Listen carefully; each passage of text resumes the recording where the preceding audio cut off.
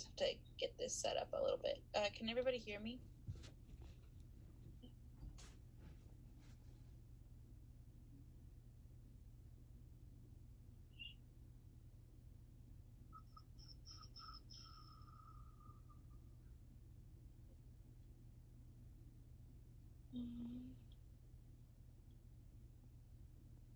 Perfect.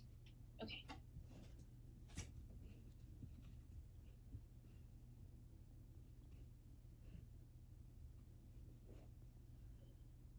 Okay, so this one's a little heavy and deep, so I apologize in advance if it's a little much. But today I wanted to talk about why we should talk about grief more. I don't know if I think the majority has lost someone before. Have you ever lost someone and you felt like just because they were gone, like your world stopped, but the world around you just kept going? It's usually one of the bigger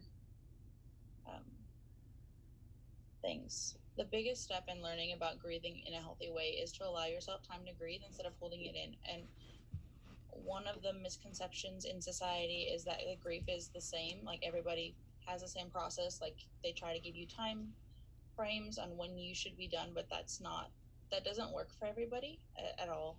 And one of the biggest things that can happen is that a lot of people feel like they're not grieving the correct way, or they feel like that they need to get on with their life, so they just shove it aside and shove it down, and that's actually one of the most unhealthy things for you. I am speaking about this today because I lost my brother a few years ago. So ever since then, it's really opened my eyes to the grieving process. Depression, a whole bunch of just mental health. The reason I want to talk about this is because I feel like a lot of people struggle, especially like with grief, and if they're not careful, then they can have their own mental health crises as well. So one of the best resources that I learned when I did is called Understanding Grief. This one is suicide based, but they have different ones for different types of grief. Then they also have journals, which was super big for me. Let's see. My favorite quote here was, the centerpiece of integration of grief is not in the mind but the heart. And that's one of the biggest things. I know not everybody, feelings is kind of one of those things that kind of gets pushed back. You're not supposed to be emotional in society these days. You're not supposed to do much but just get on and keep going. And unfortunately, especially with grief, you won't get better if you're not able to find an outlet that helps you get that emotion out. And one of the biggest things is like understanding why you feel that way. So according to healthgrief.com, the 5 stages of grief are denial, grief, anger, bargaining, depression, and acceptance.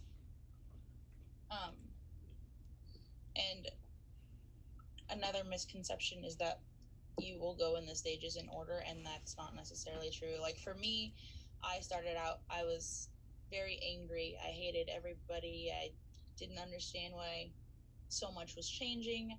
I had a hard time even just controlling my temper around my husband, who was just trying to be there for me. Then it went straight to depression, and it just kind of went all over the place. So the biggest thing is finding what works for you.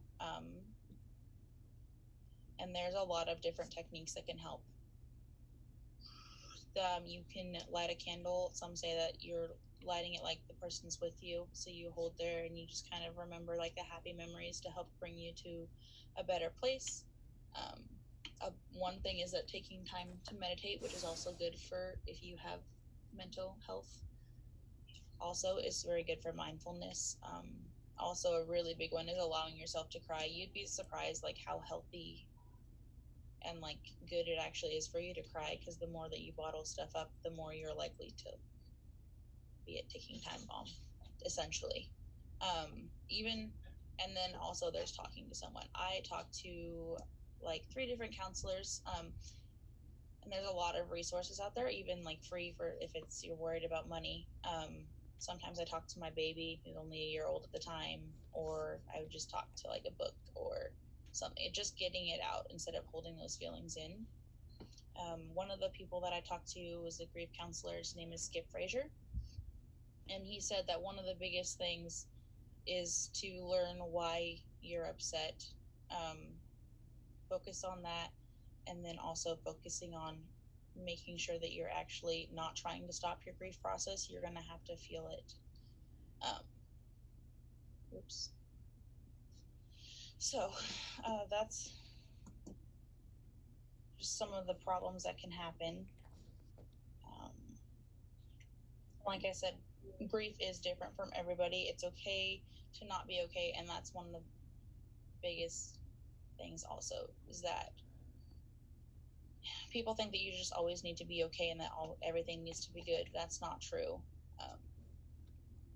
There are times where you're going to have a really hard day. There are times that you're going to feel like, you know, the world is closing in on you, and like you just, there's nothing you can do.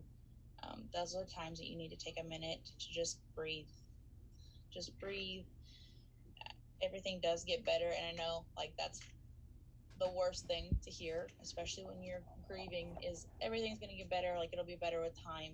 And yes, I agree with that, but I think that that is another one that people get confused with, because while things will get better with time, it's not necessarily that the pain is any different. The pain is, at least in my experience, the pain is still the same. You just learn how to better cope with it, and how to just understand why you're feeling this way and what can trigger it and what to look out for.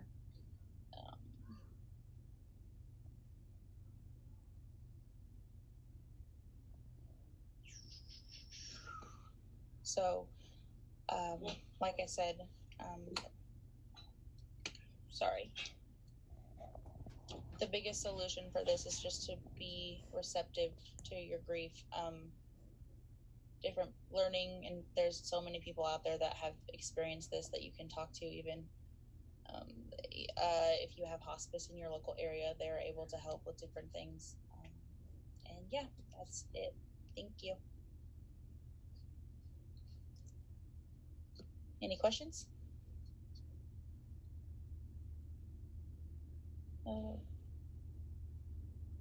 Is this working? There we go. Again, not much a question, but I think it's grief is a tough one, right? There's a lot. There's a lot to it. My wife went through a bunch of stuff with family stuff, right? And it took like